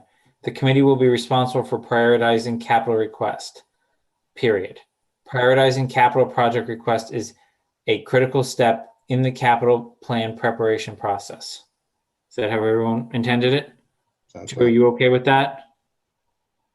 Fine. All right.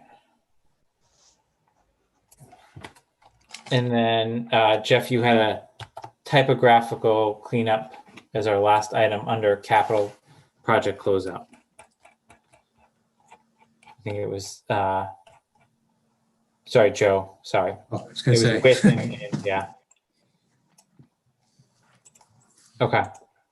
So I think where that leaves us is in the definition section. And obviously, those that wanted to think about that more can do that between now and the next meeting. And I think we're in an okay spot. Anyone disagree with that? I think you guys did a great job. All right. So I will circulate this. I will keep in the track changes that Joe and Jeff had submitted on the original definition, because if we go with that view, then we need to take action on those. If we go with more in line of what Andrew sent around, then we just need to mark up Andrew's version and now ultimately be our definition or some combination thereof. Is I think another iteration. That makes sense? Mhm. All right. So I will do that. Is there anything else on the capital planning policy? The only one, Jason, I don't know if any towns do this, but do any towns print in the warrant the advice of capital planning committee? So on capital items? Like supported, not supported? Mark, do you know?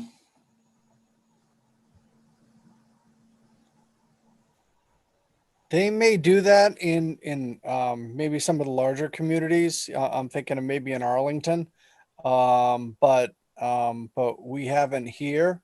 I don't see why there couldn't be a report of the the capital planning committee as a handout for the meeting. And again, if this becomes a statutory committee, we may find find a way to work something in there. But for every warrant article, it's always been the position of the selectman and then the position of the advisory.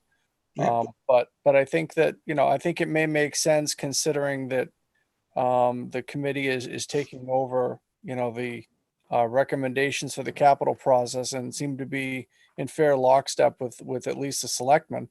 And given that there's a large number of advisory members on this committee, probably lockstep with advisory as well. I think, there may be some merit to it moving forward. Right.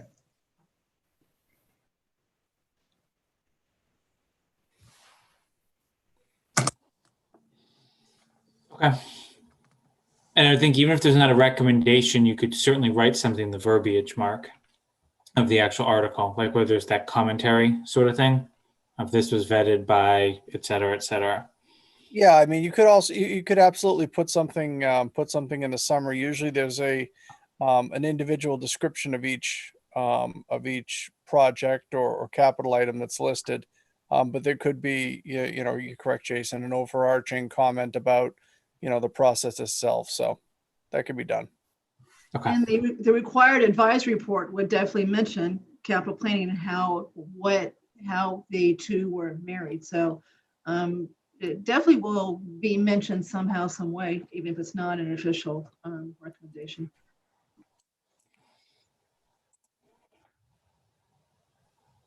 We good on capital planning for tonight, at least the policy.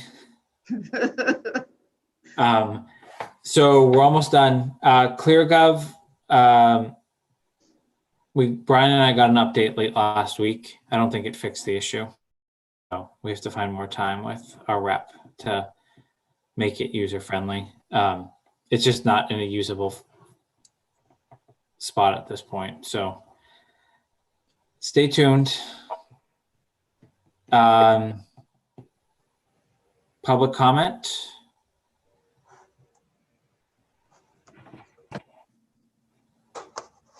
I'm seeing none. Before I go over the schedule, is there any other business anyone wanted to raise tonight? All right, so we are currently scheduled to meet 2 weeks from tonight, which would be the 7th.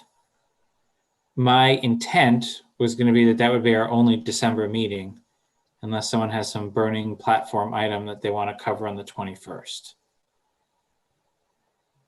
Nope, I think that's a great idea. All right. So then my question is, so I can book us out, do we want to start back up in January on the 4th? Or do you want to wait till later in the month? I'm sticking to Mondays unless Mondays have changed on anyone's books.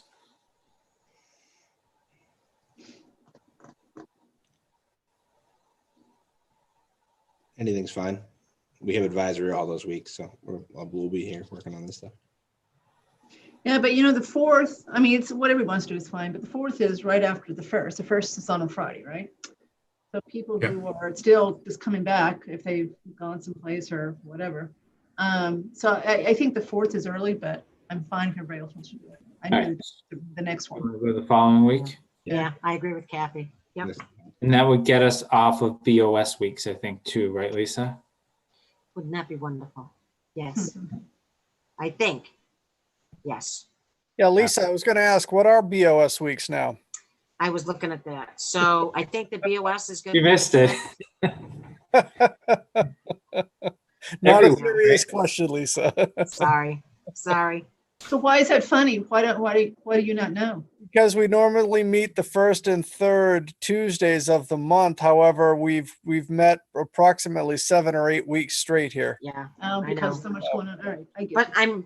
I'm positively thinking towards the future, Mr. Purple. No, So, and I would love to look forward to the future, Mr. Braccio. So thank you. All right.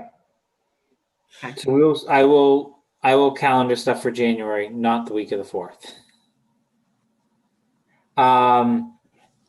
Is there anything else anyone wants to talk about tonight? All right, I'll move that we adjourn. Is there a second? Second.